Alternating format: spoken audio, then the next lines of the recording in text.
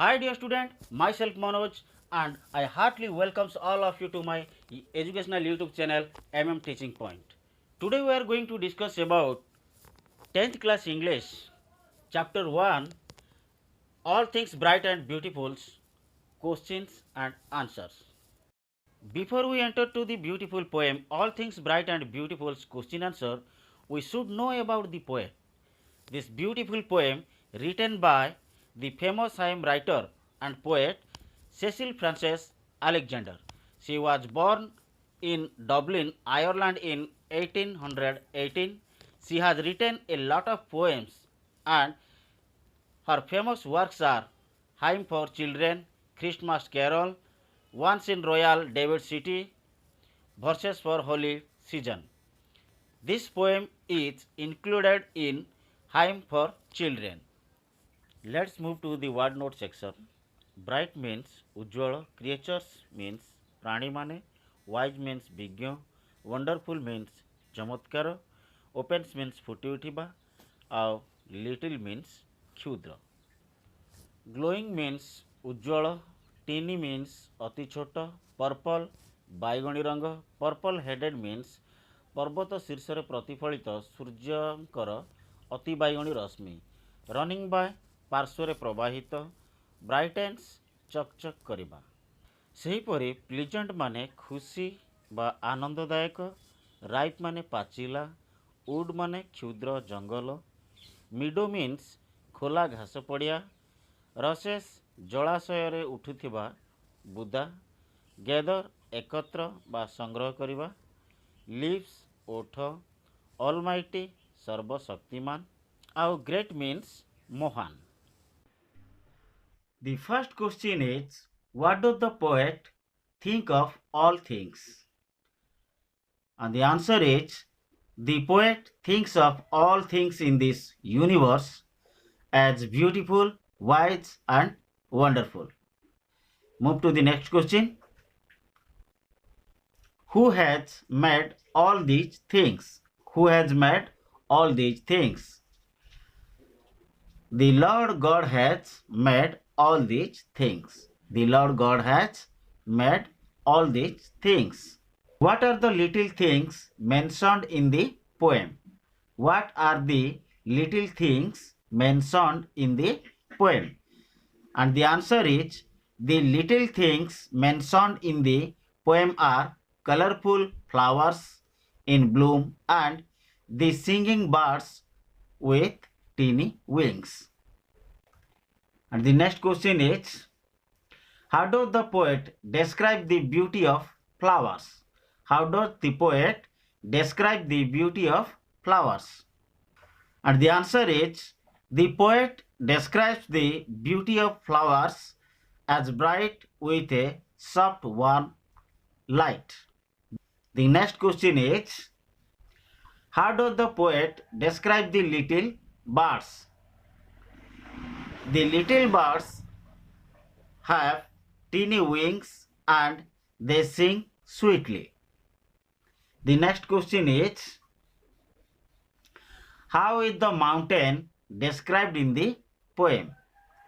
And the answer is, the mountain top is purple headed. That is, it looks purple in the rays of the setting sun. And the next question is, why does it appear so? Why does it appear so? And the answer is, the mountain appears purple headed because the rays of the setting sun fall on it. The next question is, what brightens of the sky? What brightens of the sky? The morning brightens of the sky. The morning brightens of the sky. The next question is, how the sky look during the sunset? At the sunset, the sky looks like red, filled with the red glow of the setting sun.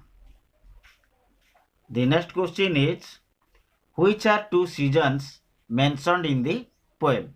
Which are two seasons mentioned in the poem? And the answer is the two seasons mentioned in the poem are the winter and the summer.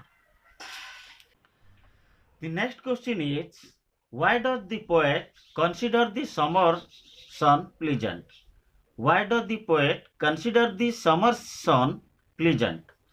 And the answer is, the poet considers the summer sun to be pleasant because in England the sun is temperate, that it has mild temperature without extremes of heat or cold. What do we enjoy in the green wood? What do we enjoy in the green wood? And the answer is, we enjoy watching the sight of tall trees and walking in the wood. The next question is, how are the meadows useful for us? How are the meadows useful for us? And the answer is, meadows are useful to us because we play different games there. Where do the roses grow? Where do the roses grow? And the answer is, the roses grow in or near water. The roses grow in or near water. The next question is, why do people gather roses? Why do people gather roses? And the answer is, people gather roses because they are dried up and made into mats, baskets, etc. etc. And the next question is, why has God given us eyes? Why has God given us eyes? And its answer is, God has given us eyes to see and enjoy the beauty of His creation. God has given us eyes to see and enjoy the beauty of His creations. The next question is, what should our lips tell? What should our lips tell? God has given us the power of speech to praise His greatness as the maker of all things. And the next question is, how does the poet describe God? How does the poet describe God? And the answer is, the poet describes God as the maker of all things, bright and beautiful, great and small, and wise and wonderful. He is almighty and has given us eyes to see His creation and speech to praise.